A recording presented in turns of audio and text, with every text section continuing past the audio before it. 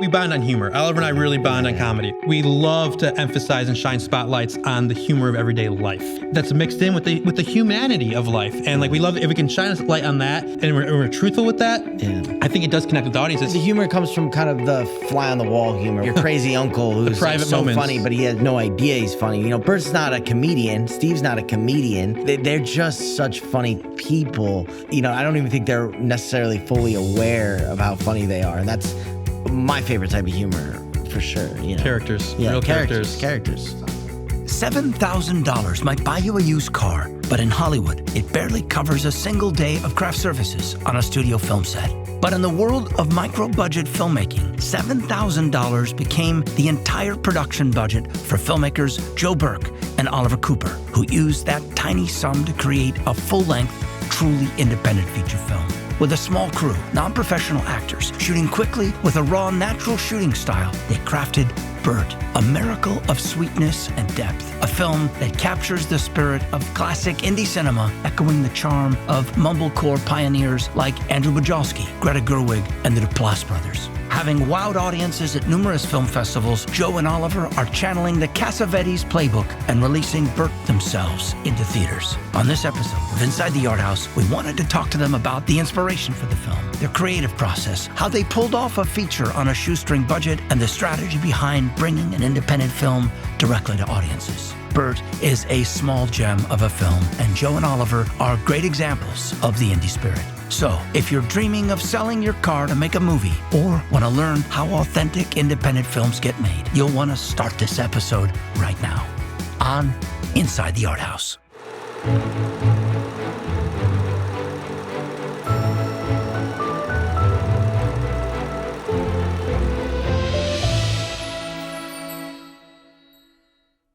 Hi, everybody. It's Greg Lumley here, and welcome to another episode of Inside the Arthouse. My usual co-host, Raphael Sparge, is on set today, so he's unable to join me for our conversation. I guess my conversation. He's not here. My conversation with Joe Burke and Oliver Cooper, who are here to talk about their film, Burt. Absolutely. Thanks for having us, man. This is a beautiful theater, and great to be here. Yeah, thanks, Greg. This is awesome. So Burt is a low-budget, super low-budget independent feature. Tell me, how that came about. The budget is $7,000? $7,000, 7 days. Yeah, so I say production budget, right? So we shot the movie in 7 days for $7,000, three-person crew, Oliver, myself, and then our cinematographer, Daniel Kenji-Levin, and our sound guy, Rob. That was it for 7 days. Then after I edited the movie myself, after 2 months, we raised some finishing funds for the music and sound design, but still super low budget across the board. And it kind of came about. Joe and I had been, Joe and I grew up in the same town together in Ohio. Him and my older brother were best friends.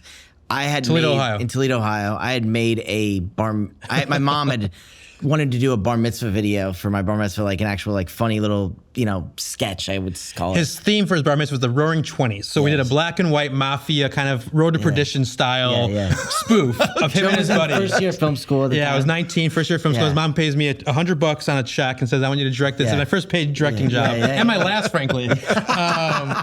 And I directed him. He was 13, I was 19, and we shot this little black and white video that kind of gave you the bug to start acting. It did because I would show people this video, and I don't even think I had put it in my, put all the pieces together, but I would show people this video because it was such a hit in the community and my family because how funny I was or whatever. Everyone was always laughing at all the stuff I did in this little piece. And I think it did give me the bug to want to do this. And so when I was 17 or 18, I started doing stand-up comedy. That's when it really hit me. I was like, that's my first acting thing. And I would I think I went to a talent agent in Toledo where Katie Holmes Katie Holmes from Toledo as well. She's one of our big stars. Yeah. Her and Jamie Farr are both from Toledo. So we and Eric Kripke, who's a mentor of ours, we follow in their footsteps. Klinger was from Toledo. Klinger. Yeah. Well, Jamie Farr Kroger Classic was a golf. Anyway, so. They had a little talent agent there. And I remember taking this bar mitzvah video. And mind you, I'm 18 or 17 at the time. And I took it over. I was like, here's my work. Yeah. Here's my reel. Exactly. That's what it was.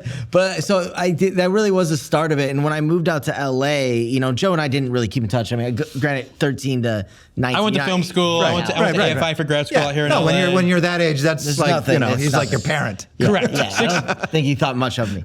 And so once I went to LA and he was already out here going to AFI, I would send him my stand-up clips and I would pick his brain a little bit, but we still weren't close. And it wasn't until after I did Project X, which was this Todd Phillips. When he really proved himself, I'm like, he's like, what? You did a real movie. Yeah. Then Joe, but I had this thing where I wanted to do, I saw some of the stuff that Joe had been making, these shorts like over the years. And I was like, I wanted to do more of the I don't want to say for better or worse art house. I wanted to do more independent stuff and like work on my acting and like try different characters. Like I felt like I was sort of pigeonholed to do this like Project X type of character and thing, and I had other stuff I wanted to do, and so Joe and I started writing stuff. Yeah, but a little backstory. So after he shot, he moves out, he shoots Project X, but Project X is held for a year before it's released. Yeah. So there's this window of time where he's living with his aunt in Encino. Yeah. I am done with AFI. I've made a couple short films, and I'm ready to do my first feature. This is back in the day, and we decided let's make a feature film about me living with my aunt and her 4 dogs in Encino, and the movie's called 4 Dogs. Yeah. And we tapped into this time where he already shot Project X, but it hasn't come out yet, and I knew his life was going to change once this big Warner Brothers movie comes out that he's the star of. So we wanted to capture this last moment of like real innocence. No career, no one knows who he is yet, and we made this beautiful little movie about a struggling actor living with his aunt, with him and Dan Bacadol, who stars in it as well. Very inspired by that time period, like the Lena Dunham, the whole Tiny DIY, Furniture, the very mumblecore. Duplass Brothers. Yeah, looking at it now, it's actually a really beautiful movie if anyone wants to go check it out. But it's there's not a huge plot. It's more of like it's very character driven, and that was what we intended to do. And it's these big wide shots and just watching almost. Gus Van Sant was a big inspiration. The Last Days was a big inspiration. Yeah, we watched that a lot, and also just I loved the idea of I was so fascinated by. And I think Joe was too, like my aunt playing herself and like just letting people live. It was really about watching people just actors live. with real people. So that's all that to say, cut to Burt, same formula. 10 years later, 12 years later, we're making a movie with this guy named Burt Berger, not an actor. His roommate Steve, not an actor, but Oliver starring with them. And we shot in their actual house for a week with an outline. And so it was sort of like we found ourselves loving to tap into real people's lives who are very interesting and heartwarming people and kind of, as Oliver likes to say, sort of on the fringe of society. We had made shorts in between this 10-year period, which made us like, it made us explore some other avenues. We still worked with like Burt. We did another short film with Burt, which was obviously a non-actor. Yeah. And but we were working on our craft and seeing what worked and what didn't work. And I think the big difference between 4 Dogs and Burt all these years later, even though there's a similar way in which we approached it, was story. And I think we got so much better with story and structure and giving it not just a mumblecore movie about Burt and this guy Steve living together, but there's a real story and to be told there. Thank God. We talked about Burt and Steve, so let's take a look at a clip of from the film Burt, and it's a clip of Burt and Steve as we meet them. You got my money and I got a broken machine. That's not the way it's supposed to work. Steve, I'm on the phone. Go away. Come on, I want you to meet somebody. What? I want you to meet somebody. This is important. I'm on the phone. Do you want that machine to be in the living room forever? You tired of walking around it or not? I'm trying to get it out. This is important. Shh. I want you to meet somebody. God damn it, it better be important. It is. Come on. Steve, this is my son, Sammy. Oh. Hey, how you doing, Sammy? I don't know you. What do you mean you have a son? I have a son. 10 years you never had a son. I just found out about it. You just found out. Burt, I need to have words with you in the kitchen. Now come along. I'll be back. I'll be right back. Don't go anywhere. Steve. So I love it. I mean, it's like so just real. Yeah. They're not actors? No, neither of them are actors. So, quick backstory. Burt Berger was playing music at a restaurant in Malibu 15 years ago. I go there on a brunch place called The Old Place in Agoura Hills there. He's walking around table to table playing guitar on the weekends, smiling, playing his original music, playing Beatles covers. And 4 or 5 years go by, and I go there frequently with my friends. I'm like, this guy's amazing. I didn't know him. I didn't really talk to him. I just would just listen to his music. Yeah. And he coincidentally met him at an open mic in LA. 15 years ago. Yeah. Plus, I moved to LA. I was like before any of the Project X stuff, before anything, and I was just doing open mics. Probably the first month or two I moved out to LA. And I meet this guy at an open mic in North Hollywood at this crappy open mic at this crappy bar, and he just struck me. There was something about him, like not just his music, and obviously that was really nice and really good, but there was something about his energy and genuine, positive, heartfelt. Afterwards, he was like, hey man, you're really, really funny, and you got a big career ahead of you. And he was just like so genuine and sweet, and I just never forgot the guy. It wasn't like I never saw him because there wasn't like a lot of music and stand-up crossovers. So I never really saw him again until the old place years later. Yeah, and then we both realized, oh, you guys know Burt? I know Burt. We both realized we knew Burt. And then for like a couple of years, we're like making all these movies, we're writing all these little scripts and stuff, trying to figure out what we're doing next. And we're like, we had a short film that he did with his aunt, another project with his aunt Becca. Called Another Cancer Movie. She was going through chemo for real at the time. Again, how we're kind of taking real life and writing stories around it. She's doing better now. The premise of it was,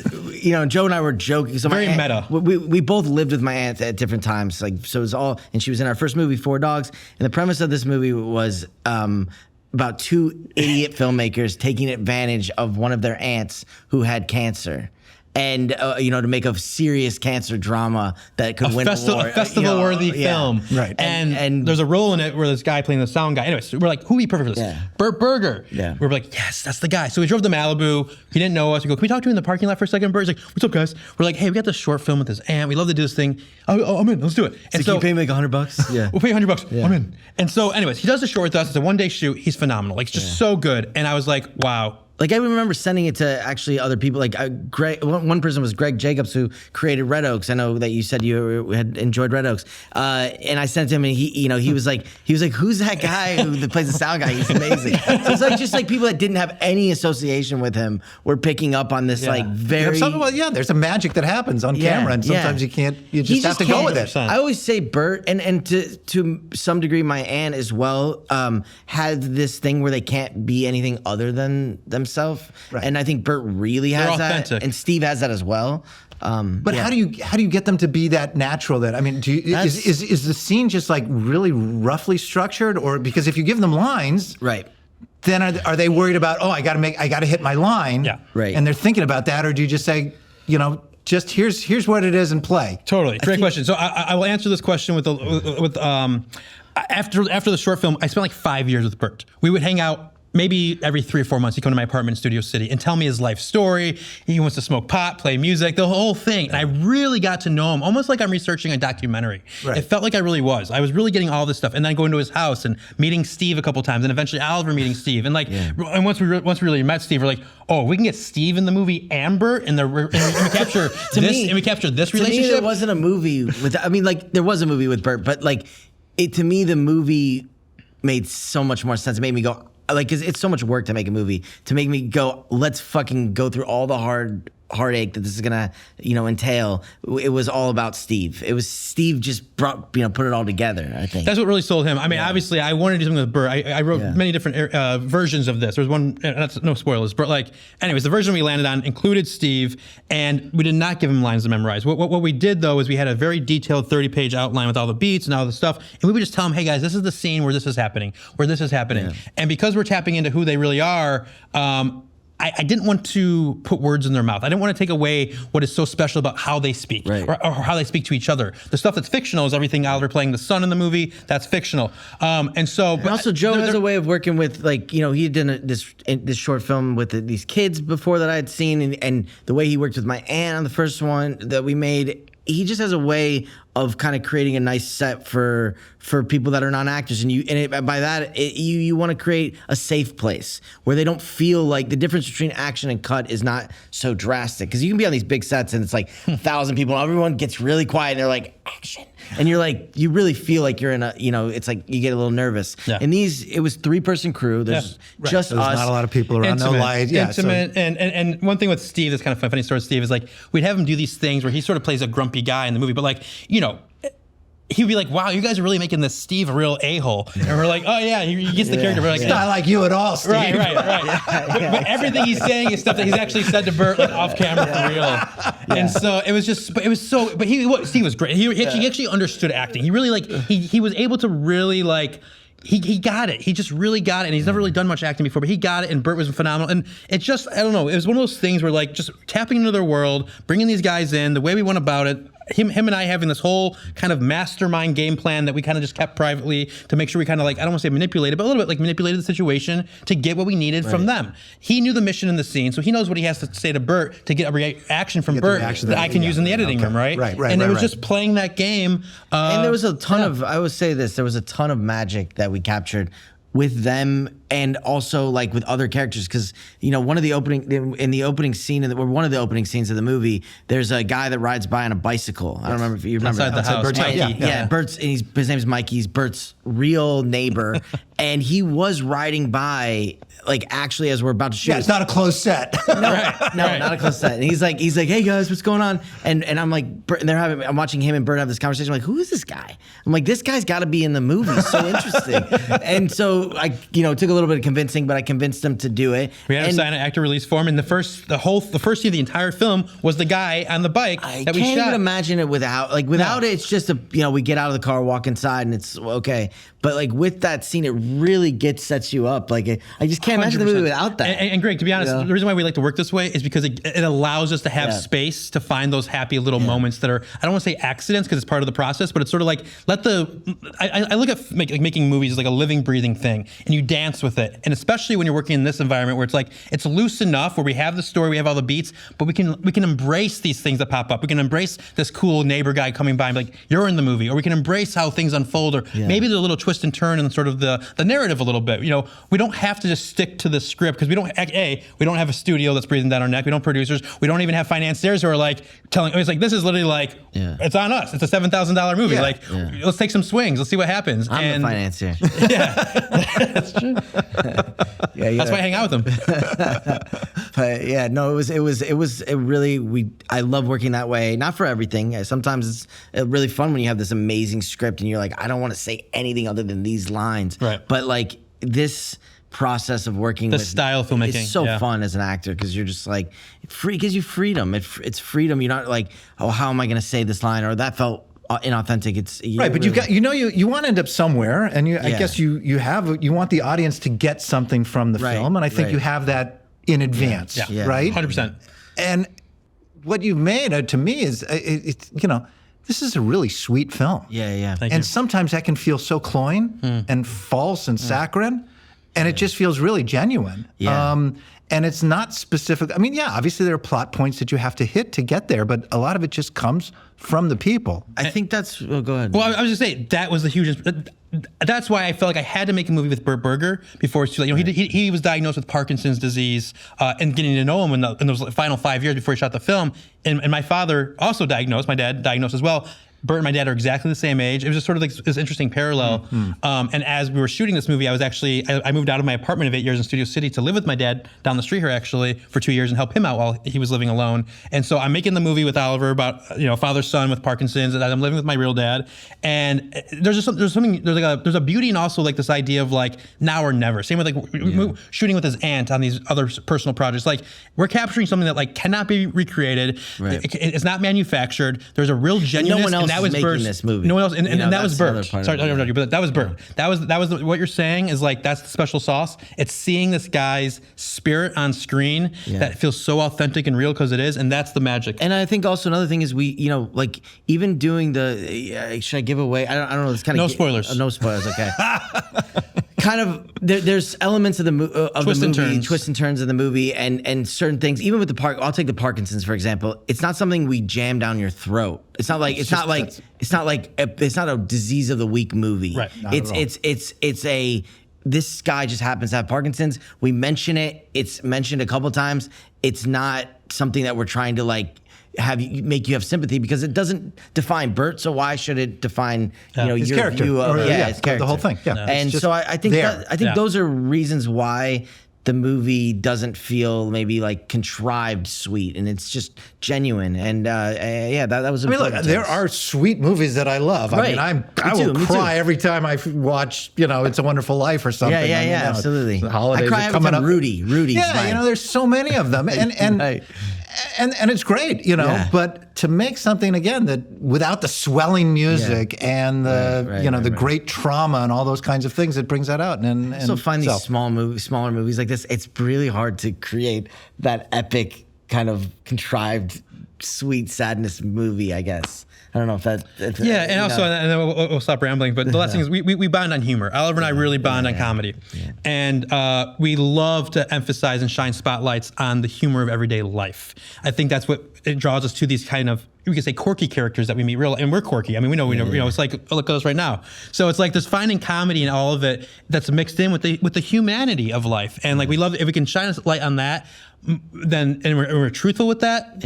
I think it does connect with audiences because we all kind of. But the humor comes from kind of the fly on the wall humor, where you're like, your crazy uncle who's like so funny, but he has no idea he's funny. You know, Burt's not a comedian. Steve's not a comedian. They're just such funny people, and like, you know, I don't even think they're necessarily fully aware of how funny they are, and that's my favorite type of humor for sure. You know, characters, real characters. That's awesome. Yeah.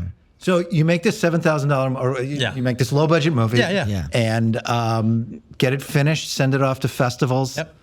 Let's talk about where you're at right now in that process. 100%.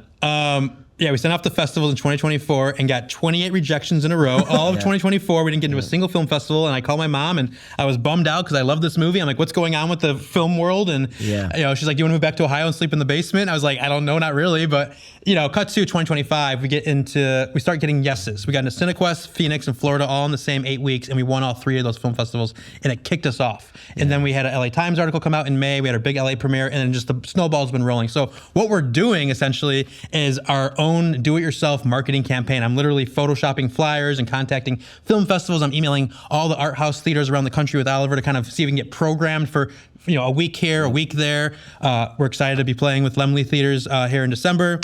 You know, it's just like one of those things where it's just like, if everyone says no, then obviously that's not where the answer's at. And I'm embracing like, well, let's go down this path. Let's see, what can we do on our own? And so there's a lot of like, we're learning a ton. And the industry, we feel like, has sort of rejected this movie.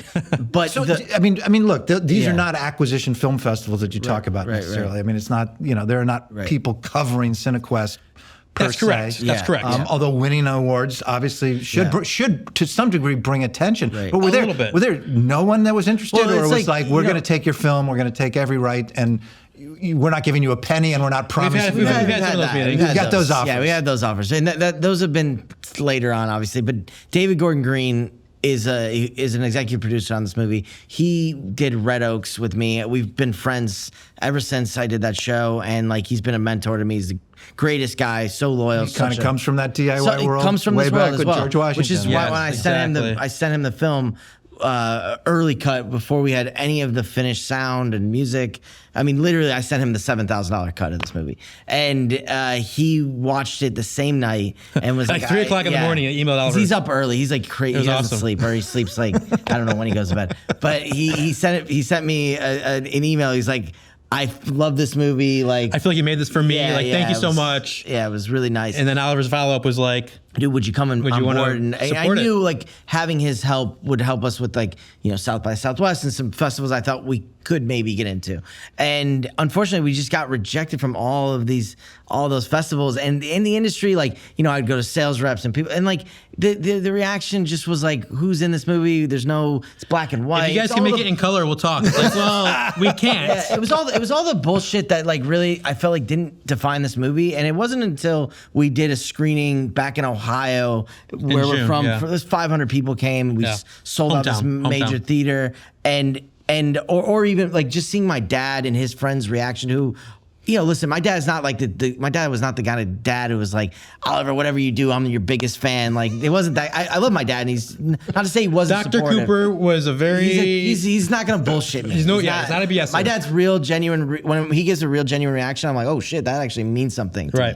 And so him watching the movie and his friends watching the movie and really responding to this art house movie in a way that, you know, they're not the kind of people that are going to art house films. You know, they're seeing the 3 movies a year on Christmas and Thanksgiving. And so it was cool seeing their reaction, how much they resonated with the movie and how much the black and white didn't bother them. And they didn't even notice it almost being black and white, or, you know. I always kind of believe this, but we really had proof of how accessible this movie is, even though it's such a small budget. Like, it's really like, I have one friend who's like, look, yeah, it's black and white in this, but like, it's just a good movie. It feels like those commercial movies that you would watch in the 90s movies from Sundance. Right, Like, right. it's not meant to be a slow burn, even though it's a little slower time. It's meant to be a fun ride, and it kind of does have twists and turns. And it, It's an easy watch. I mean, it's, thank you. brisk 90, 80 minutes. 78 minutes. Okay. You're right. No, which also I can't. We can talk about this, but I can't really do these long movies right now. I have a hard time. I don't know. There's something about like, if I leave the theater, I'm like, you can cut 20 minutes out of that. I feel like I say that a lot. Yeah, that's a waste, right? Yeah. And I didn't want Leave that. them wanting more. Yeah. Exactly. Yeah. Leave them wanting Very more. few times I've seen a movie and been like, that could have been longer. That's right. But to answer your point about like distribution, I think it's an interesting conversation to get into a little bit. Is like, we've had meetings with some distribution companies that want to take the movie, and the deals are pretty bad, unfortunately, for independent filmmakers. Some of them actually want us to pay them to take it. They're going to use our money, like $10,000, $20,000. Service deals. Yeah. And it's just like, look, my whole mentality is, let's keep ownership of this movie. Let's do what we can to keep ownership. Yeah. And it's like real estate. It's like if we own it and we can do deals with it, like, and we do the legwork. No matter who releases the movie, we're still the ones that are going to be doing all the legwork, all the promotion. We're basically our own publicists. I think we've both been in this business a long time. Yeah. That you recognize. Listen, even like PR people, and like if you have someone who's really willing to work their ass off and loves what you made or what you're doing, that's different than someone who's like, yeah, we'll take your $5-10 grand, and like you got your 3 interviews with you've never heard of any of these people, and I just think I've noticed how much. Like, if they don't care, it means nothing. So I just felt like, who's going to care more than us? No one. And really, Joe, I'll give him more of the credit on this. Like, he's just been a straight hustler, hitting up everybody relentlessly. I'll email you 9 times until you get back to me, and it's kind of what it takes. I don't try to be annoying, but there is something about being persistent. You do. He does. Was there a case study or something that you said, okay, that they did this, we can do it too? Well, Hundreds of Beavers is something that we talked about off camera. That it was definitely a movie that got a lot of attention that came out. And, the reason why they got attention is because they made themselves get that attention. Like, if we were to put it online or streaming tomorrow, it's going to just vanish in the ether, right? We have to make it an event. We have to make it a thing that, you kind of have to pound the pavement. You almost have to be, annoying is not the right word, but you have to kind of, I always say, McDonald's has the most commercials on TV, right? They don't have to have commercials everywhere, but they have the most, commercials, and it does their business well. People have to know about Burt. We have to keep sharing it. We have to keep putting it out there. We have to keep traveling around the country. Sorry, go ahead. There also is something about that I think that made me and Joe has talked. We've both talked about this before.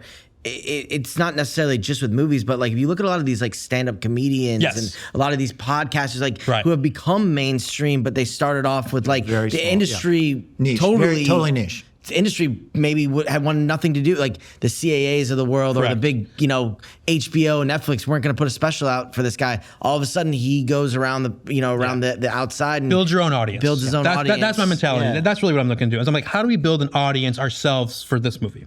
Right. And if we can build the audience, not only the audience there for Burt, then the audience is there for our next one. We're smart enough to realize like Netflix or an HBO or any of these places would take this movie in a second if they knew there was a big audience behind this movie. It has nothing to do with like the movie itself. Like even if the movie was bad, they'll take that movie if they feel like people are going to watch it. I was saying to a friend the other day, and I mean, I was saying, why do some movies that come out of Sundance Film Festival get like a C+, D- review from these reviewers? They get every movie submitted to them. Why don't they just take great movies across the board? And the reason is because they're not taking movies based on the actual film itself. They're taking movies on who walks it in, what's the star, what's the marketing, what's the advertising. It's like, so the ways they're kind of programming stuff is not about quality, like Oliver's saying. And so we believe in Burt. I mean, I think there are some. I don't want to shit on every film festival, but I do think that the film festival. I'm not trying to shit on every film festival. Listen, a lot of people I've talked to and that are in the film festival world, it's unfortunately, in my opinion, it's kind of turned into a secondary Hollywood where it's like it has a lot of the Hollywood tropes where there's people in power and they're controlling the narrative and who's coming in, and it isn't the 90s Sundance that just like, hey, this movie, this is a unique voice. This is something I haven't seen. And it's like what's the topic of the month that everyone's talking about? Oh, there's a film about that. Let's put that in there. Or this so and so, the producer on it. Let's it's just. And we don't want people listening to this right now like hating us for saying this. No, I think everyone. We're trying to be honest, and also we understand there's great films that go through all that. Yeah. But our whole point is that like, whether a movie is like great or not is almost slightly irrelevant in the independent world. It's like you have to, it's about awareness. It's about like letting people know it exists, because there's so many films now, there's so much noise, everyone's making stuff, that we have to make sure that our movie isn't just lost in the shuffle. And so that's my whole mentality. Let's just keep playing theaters and banging on the movie doors. does. I think It speaks for itself. The movie has to speak for itself. It has to be At good. the end of the day. Ultimately, absolutely. But you look, do all the marketing in the world. If it's a shitty movie, eventually, you know. That's the secret sauce. Secret sauce that has to be good enough for word of mouth. oh, there's not, look. We did a podcast with Kurt Ravenwood, who's the producer of Hundreds of Beavers. Cool. And one of the things, he said we helped ourselves out because our budget was, when we said, what do we have to do to succeed? In lieu of just throwing it to one of these distributors and saying, forget it, and it wasn't, and their budget's dramatically greater than yours, but it still was achievable. Yeah. They started, if we sell this many tickets, Right. it starts working. Exactly. And it's not a huge number. That's how we look at it. So that was one point that he made, obviously, and I think you guys are put yourself in that same place. And the other thing is, only ask of an exhibitor what they can give you. Right. If you go in and say, I need, 10 theaters playing for 20 weeks, it's going to be like, well, right. Screw you. But, give me a night. Yeah, exactly. That's kind of what we've been doing. Some places we've been doing 3 nights. Some places we're doing 2 nights. Some places we're doing a week. So, and it's been cool to see, like, everyone's like, you need a theater booker, you need this person, you need this person, you need this, this well, you PR. may and maybe, eventually, but maybe you don't. I mean, not to start. But we're doing it on our own, and we're saving the, when you're talking about a little movie, it's like, it's all relative. If a let's just call it a movie at the end of the day, $30,000. If a $30,000 movie makes $1 million, that's a pretty good profit, that can be considered one of the highest grossing I would say films. if a $30,000 movie makes $100,000 at the box office. Right. Well, box office, but it's also streaming too. We're not going to be that in the box office, unfortunately. It doesn't need, but point is, it doesn't need to make, like, there's a lot of movies that make 100,000 or $1 million that are total disasters because it's like they spent way more than that. And I think, so it's all relative to what we spend. So the more money the way that I've looked at it too is like, the more money we spend on these different people taking a cut of it, it just kind of chips into what we can, how we can make this profitable and how we can turn this into something we can do again and maybe on a bit of a larger scale, but. Look, people ask me, I deal with independent filmmakers frequently. Yeah. It's an occupational hazard having movie theaters in Los Angeles. It's awesome. And by the way, thank you for the fact that you guys are just, I love that what you guys are doing for independent film. You are in the city, like the name that is still keeping it going. So thank you. And I think there's absolutely others. Obviously the festival where you guys screened was, a new festival that, recognized the film. And so I want to give them some credit. I'm forgetting the name of the festival, but which one are you? I'm sorry. When you first screened here in LA. No, we didn't do it. We actually did it ourselves. We actually rented that theater. Okay, that was sold tickets on Eventbrite. All right. Oh my God. So we actually that was our biggest success. My point is when I say to people, it's like because what does it mean to be a success? And I said it's literally like if you get 500 people to buy tickets. That's that's something that's not insignificant. And stop trying to say, oh, I need to get all of Los Angeles to come see my film. You got to find And what you're talking about is perspective too, which is a big shift that I had as a filmmaker over the years, where it's like, if I came to me maybe 5 years ago and say, hey, do you want to make a movie for $7,000? I'd be like, dude, that barely covers craft service. Right. I had to get to a place where we had $1 million offer to Nicolas Cage for a big thriller trying to get, that fizzled away. Like it's a place where I just want to make a movie. Right. I'm so tired of, waiting for permission. I'm so tired of all these things. He's like, I got a few $1,000. Can we just go do this thing? And I was like, let's go freaking do this thing. And that's been the mentality the whole way since. And so, I think the best surprise, and for the other filmmakers watching this podcast right now, a little inspiration is like, you realize how much more you can actually do on your own than you think you can. Right. They actually don't even want you to believe you can do it on your own. And I think your agent says you need this. Your manager says you need this. Oh, you need to get this. You need to get. It's like, well, okay, God, like how am I? Like, I don't have any. Like, I'm just gonna write some emails and see what happens, and then doors open. I think that's the same thing with not just making the movie, but the PR stuff and all of it. We have had big PR agents that I've worked with personally and for our other movies, and like, no one's gotten us an LA Times cover piece. No one's gotten us. I'm just saying, it's like, shout out to Katie Walsh, who did a great job. We've gotten on Good Day LA. We've gotten on, all these major news places all over the country. And it's kind of, I feel like we're in there's a lot of people are complaining about the entertainment industry right now, and I get it. There's a lot to complain There's about. a lot to complain about. And as an actor especially, there's a lot of weird stuff going on. But it is an amazing time to do it yourself. And it's like, absolutely. And all facets of it, not just making the movie. Correct. 100%. There was a period where it was like, okay, yeah, you can make your own movie, but you can't release your own movie because the cost of releasing are so high. Right, and now we're at a place where you can make a movie very cheap. You can distribute a movie very cheaply. And it's actually like, unless you are one of those few movies that are playing in, with the big dog. I'm not even talking about Warner Brothers. I'm talking about or A24. I'm talking about like the Neons or the other great the Fox Searchlights. If you're one of those, we would in a second go with them. You know what I mean? Because they're great. They understand 100%. these kind of movies. They know how to market these kind of movies. Yes. They have a real budget. But if you're anything below that, and you're in this weird world where some company reaches out to you and says, "Yeah, we'll distribute your movie," like, I think 90% of the time it's not working out because I have so many friends who have made movies that played at TIFF, played at great film festivals, Sundance, South by, and they made no money. Nobody, like, the movie got just washed away. And they hide the money. These companies, we spent so much. Yeah, we made consulting this much, fees. Yeah, or like publicity, or there's no way to track how much they're spending and what they're getting in. And what are you going to do? Sue them over $5,000 or something? And to your point, and if I may, just like I think you're right. I think this is like a very exciting time for like do-it-yourself DIY attitudes. I've always been like kid with the camera, like shooting stuff in the backyard, editing it myself, like making our stuff. And like now with all with social media, with these with these sort of companies that do like film aggregation that like we might go through to do self-release and stuff, like there's actually an opportunity for someone to like actually who is really enjoys the do-it-yourself process to do all your own marketing, to make your own Photoshop flyers and posters and use it to your advantage, build your own websites. Like if you can kind of do a lot on your own. The channels, like you're saying, are actually now in place to get to the finish line. Right. And that's the new part. And that's the part that we want to prove to ourselves. We've done everything up to this point. We got the $7,000. We shot the movie in 7 days. We did the editing. We're doing the festivals in the theaters now.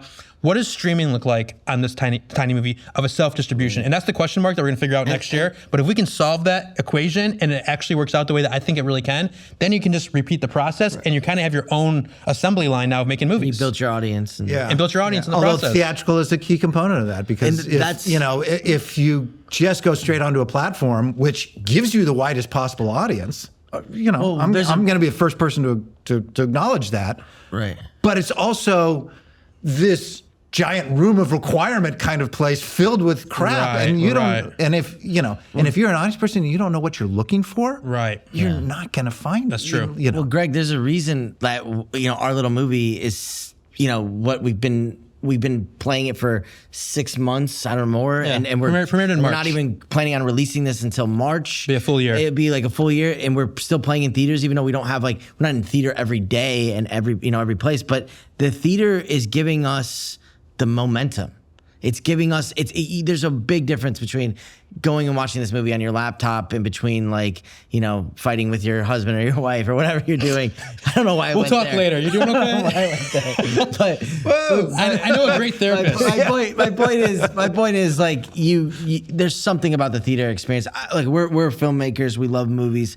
I love going to the theater. Seeing this movie in the theater actually even changed my perspective on how good this movie is. Yeah, I wanted to rush to streaming after our first few festivals over the summer, and then we were like, wait, why are we rushing? Like, the way to make this thing pop and to really get the most mileage, it played so well at the world premiere. So the first time we saw it with a real audience was in March at Cinequest. Yeah. And about 150 people there, and it really played. I thought it would, but to really see his dad's crying and my dad's crying and everyone's there clapping and crying and Burt's there for the first time. Yeah. And it was like, oh my God, this is one of those movies that actually could play in a theater, and everyone could leave the theater just feeling more close together, share this experience. And so that we're like, let's not rush this. Let's let's play. Our whole mentality is let's play on as many screens around the country and ideally the world as we possibly can. We only get one chance at this. This is our time. And having theaters like the Laemmle and other places who are embracing that idea and giving us an opportunity is absolutely huge. And is it great to make money? Yes. Is that our primary goal? No. My goal is if every single person that sees this in the movie theater sees it, that's a big win. Every person's a win. And they also are more likely in a theater. If you see a movie in a theater, you're more likely to tell your friend about it. If you see a movie at your house, I just think you're watching so much stuff. You know, you're watching. You may watch that movie, and then 10 minutes later, you're on to this reality show, and then 10 minutes later, you're on to this other documentary, and like how much you really paying attention. In a movie like this, it does demand you to pay attention. It's not a movie that you just. It's easy to give the attention. Yeah, that's very. I think, but yes, that's awesome to hear that. Yeah. But I do think like you're just more likely to go. Like when I go to the movie theater and I see a movie I love, You're I'm immersed. thinking You're about immersed in it, yeah. for a week later. I'm telling people it's like Right. it also. There's something about. I mean, I don't need to sell you on this, obviously, but there's something about just being there with other people watching a movie. They're meant to be watched in a theater with an audience. It's amazing, as you know. I will say that, yes. And I'm not to say that you know, I mean, there hopefully people watching this podcast who are not going to have the opportunity to see Burt in a movie theater, and I want them to see it. Right. But watch it with your family at the very least. But I think the theatrical window and building momentum, building awareness is important for you guys. Your film comes, you know, at a moment where I think it meets the moment, and I'm hopeful that audience will embrace it. I'd like to think that an older audience will embrace it because again, it harkens back to a movie that isn't afraid to have its heart on its sleeve and that's genuine. That. Yeah. And we strive for quality. Like I'll be honest, there's times where I leave a theater and I'm just like, I'm almost disappointed because I could feel like maybe the people who made this movie kind of like maybe didn't give 100%. And I'm not putting names. It might be more of the process or the studio, whatever it is. It's like the whole process wore we are them down. very adamant to make sure that we want to deliver something that is literally as special as possible, so the audience can have that experience, right? You know, it's like I think that's part of it too. I think there's a little part of the equation of also the theaters, like also the process of like how movies are made and sort of like cookie cutter made sometimes. Well, I think you in start a way. to compromise. I think like I've been on enough movies, you know, to know that you compromise. You know, a lot of people, it's like you have a vision for your movie and they're like, well, we're not going to make that, but we'll make it if you put this actor in there and you do this. And it's like, and so many integrity starts like, falling apart. And now it's like, whose vision is this? And now it's like, and the audience is not, you can't fool an audience. They're either going to love it or they're not. Yeah. You know, they know what's good. They can feel authenticity. They know it. They know it. And I think we are in a time where authenticity is king. And I think like that's why I think a lot of the DIY stuff and why we're able to even do a lot of the stuff we are with Burt is that the authenticity and I think it's really, I think people want to see that more. They're sick of the big corporations and the big, you know, all that bullshit, you know. But if you're hiring and you're listening to this, no. Yeah, we're ready. I will take a job for that big corporation directing a $200 million movie. Sell our soul. Well, you We know. will work for Marvel tomorrow if we can. No, Yeah, we will sell Jenna our Rollins made Gloria, so she'd have the money to make Woman Under the Influence or whatever, Right. something like that. Yeah, like you got one for them, one for you, right? Yeah, that's it. So we are going to be screening Burt. It's going to screen in this auditorium on December 10th. Yep. And in North Hollywood on December 11th, and then it's a 7-day run in Glendale for December 12th through 18th. So excited. That's one opportunity. I know you're negotiating to open in New York, probably in. Yeah, early next year, we're hopefully going to do a New York City premiere, either January, February. Still working out the details.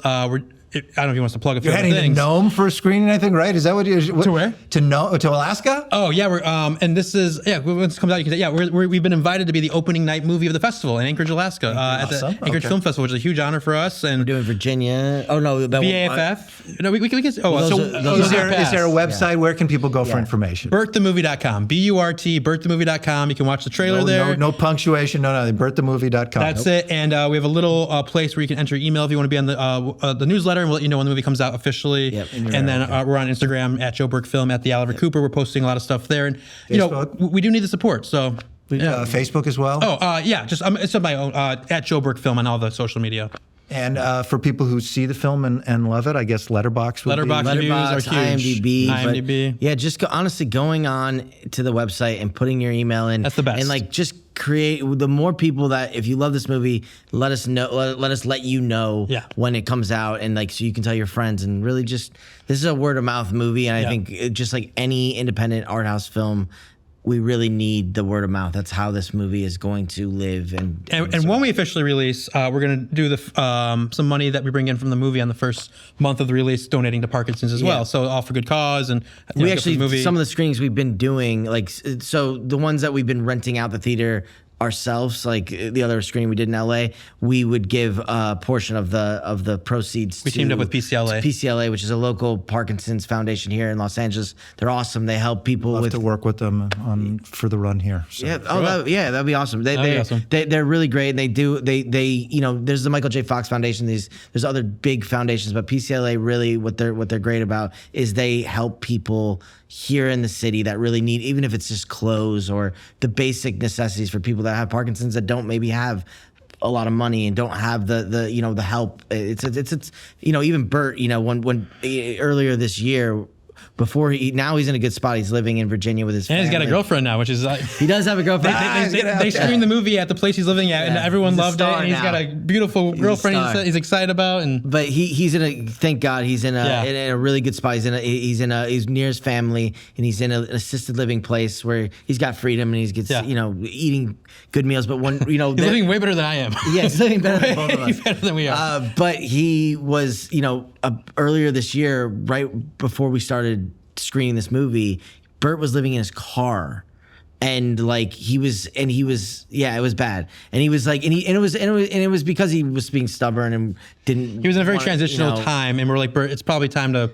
He needed to go live with it. He needed go back to the East Coast, be close to your family. He needed to get better with his meds, and he needed to get on a better regimen, and he needed some real help. And even that's how I actually got in touch with PCLA, because I was trying to how can I help my friend here? Right. Obviously I don't know how to help someone in this situation. Yeah. And so that's how I met this woman, Judy, who runs PCLA. And so when we did these screenings, I was reached out to her, and it's really cool, actually. And I actually did another screening for them specifically for a bunch of people that had Parkinson's, a bunch of artists who had different types of artists who had Parkinson's. It was really, really, really cool. Really cool experience. And one more thing to the viewer, if I may, we're going to be at the December 10th screening here and December 11th in NoHo 7. We're going to be there with our cinematographer and hopefully composer and some of the acters doing a Q&A. So hopefully people come out and you can't meet be here us. for the opening weekend because you'll be in Anchorage, but some other people will be there, and maybe we should do a screening for PCLA. Yeah, that would be cool. And if you're watching this and we're talking too much, maybe you don't want to listen to the Q&A of the other screening. Maybe this was the Q&A. If anyone's still watching, thank you. Thinks that the film is as long-winded as these guys are, let me tell you, the film is I had a producer. It's concise. It moves with great energy. It's not. I have a producer. If you give me 8 weeks to edit this podcast, I swear it's gonna be as smooth as the movie. 3 seconds long. I had a producer recently tell me, he's like, "Oh, you become real long-winded in your older age." I'm like, "Yeah." Who said this? My friend Scott. Oh my God! Well, look, I've told you I enjoyed the film, and I really genuinely did. It's a film that stuck with me. That's awesome. It was a film that was just a pleasure to watch as I was watching it, and I find a lot of value in it, and so I'm honored to be able to screen it, and I'm honored to be able to talk to you guys about the film. Likewise. And, Greg, this is awesome. And I really hope that we can get more people to see Burt. Again, BurtTheMovie.com, directed by Joe Burke, produced by, starring, co-screenwriter Oliver Cooper. Yep. Look for it coming to your local art house. If you've enjoyed today's episode, please like and share, and make sure to come and see some of our other episodes. We talk about a lot of independent films, not only the making of the film, but the release strategies behind the film. And I think what you guys are doing is very brave. And I hope more people follow in your footsteps in terms of making their stories and getting them out to theaters however they can. But doing that. So thank you. Awesome. Thanks, Greg. Really appreciate it. Thanks, Greg. Man. Thank you for joining us on Inside the Arthouse. Please come back. Thank you. This episode of Inside the Arthouse was produced by Wishing Well Entertainment and Raphael Sparge, with on-site production by Naryn Dickerson. Our supervising producers are Thomas Cassetta and Miles McCreary. The episode was edited by Rick Pratt, with sound mixing by Thomas Cassetta. Our musical theme was composed by Isabel Engman and Gerardo Garcia Jr., graphics by Jenna DeAngelis, and social media marketing and web design by Stephanie Peters. If you enjoyed today's episode, please consider subscribing. See you next time on Inside the Arthouse.